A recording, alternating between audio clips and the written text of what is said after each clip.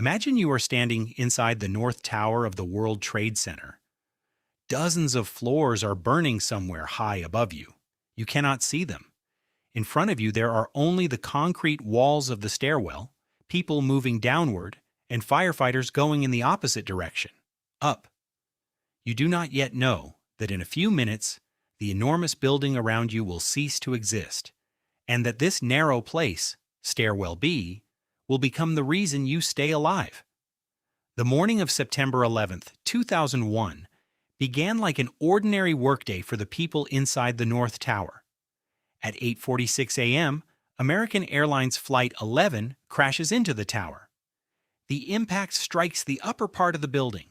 In the impact zone, structural elements, stairwells, and building systems are destroyed. For the people above the impact zone, there is effectively no way down. But below it, thousands of people begin evacuating. You enter Stairwell B. It does not look like an escape route from a movie. It is an ordinary emergency staircase inside a giant skyscraper. Narrow flights, doors leading to floors, concrete, metal handrails. People are moving down, while firefighters climb up carrying equipment. You have to press yourself against the wall to let them pass. And there's something disturbing about that contrast. You're moving away from danger. They are climbing directly toward it. Among those moving upward are firefighters from Ladder Company 6. Their job sounds simple only when said out loud. Climb as high as possible, find people who need help, and bring them out. Elevators are barely an option. In a high-rise building, the climb upward is measured in dozens of floors, and every one of them drains strength. They reach roughly the 27th floor, and then the building begins to move. You hear a deep roar. You feel vibration under your feet. The tower shudders. For several seconds, no one inside can know exactly what has happened. In reality, the South Tower has just collapsed. That changes everything. Until this moment, the firefighters had been climbing upward to rescue people. Now it becomes clear that the North Tower itself may not remain standing. An order comes to get out. Now everyone is moving down. You descend with them, floor after floor. Time no longer feels normal. Somewhere outside, Lower Manhattan has turned into chaos, but inside Stairwell B, your entire world has narrowed to a few meters of concrete in front of you. Around the 20th floor, the Ladder 6 group encounters a woman who is struggling to continue down. Her name is Josephine Harris.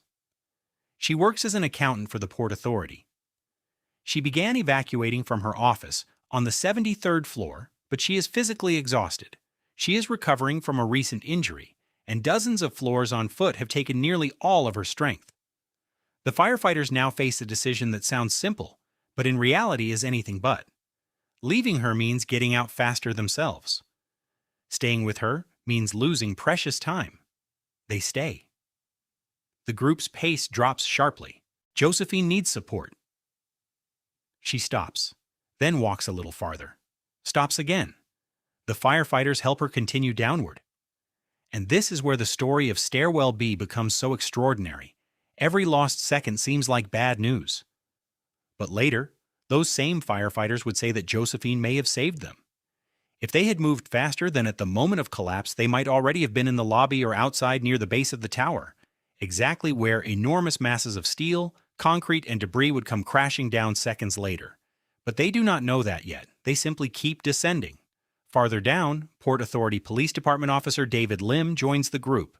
Earlier, he had been helping evacuate people and was descending after hearing the South Tower collapse. Now he sees the firefighters helping Josephine and remains with them. The group approaches the lower floors. You might think just a few more flights and that is it. The exit, the street, air. This is the moment when the story breaks. 10:28 a.m. The North Tower begins to collapse. At first, you cannot see what is happening above you. You only feel that the building is no longer behaving like a building. The roar becomes so overwhelming that individual sounds disappear. Everything begins to shake. The air moves. The light vanishes. The structure above you is collapsing floor by floor. You cannot run from it. There is no doorway you can reach in time. There are no stairs you can descend fast enough.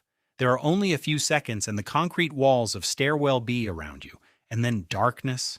Not a dark room, not the lights going out. Darkness so complete that you do not know whether the stairwell still exists.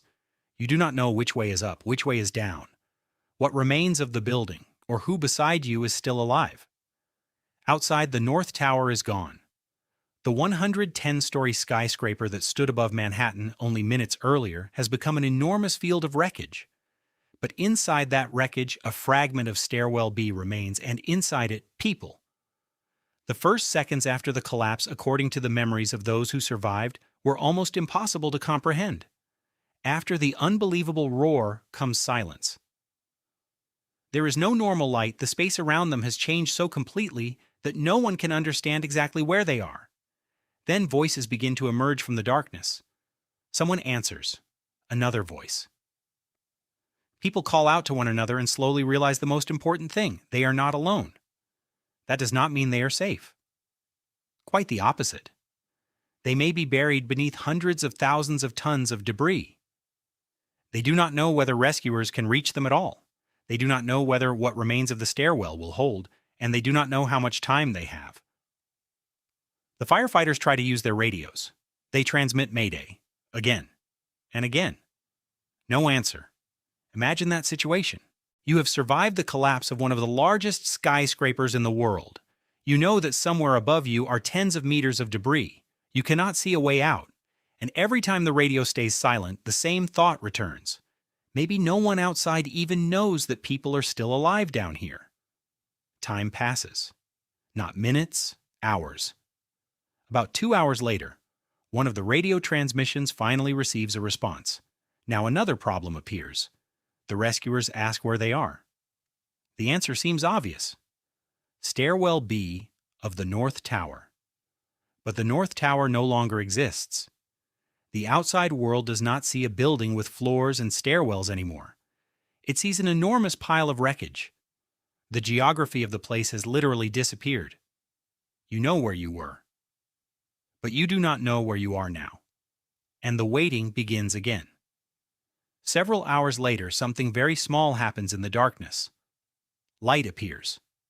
Not a searchlight. Not a large opening. A beam of sunlight.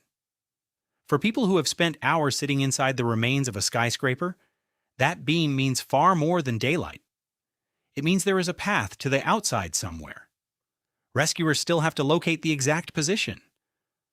They have to move through unstable wreckage. To get out, people have to use ropes and climb through what remains of Stairwell B.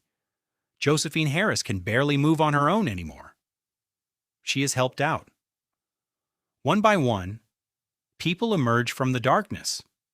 In total, 16 people come out alive from the Stairwell B area: firefighters, Port Authority personnel, a police officer, and Josephine. J. Jonas of Ladder 6 is among the last to come out. Only then does it become clear just how narrow their chance of survival was. Stairwell B was not some magically untouched staircase. The building around it had been destroyed.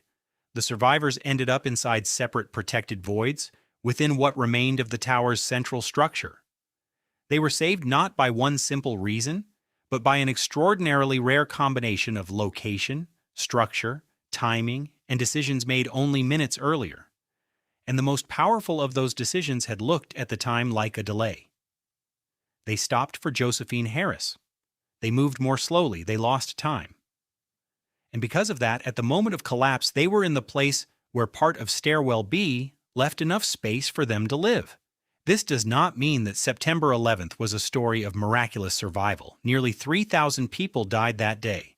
Among them were hundreds of rescuers who also climbed stairways, helped strangers, and never came back. That is exactly why the story of Stairwell B is so powerful.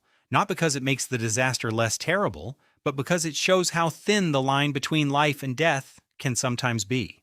A few floors, a few minutes, one person who was struggling to walk, and a group of people who decided not to leave her behind. When you mentally return to that first moment, to the concrete walls, the stairs, and the firefighters moving upward while everyone else is moving down, you already know what they did not know then.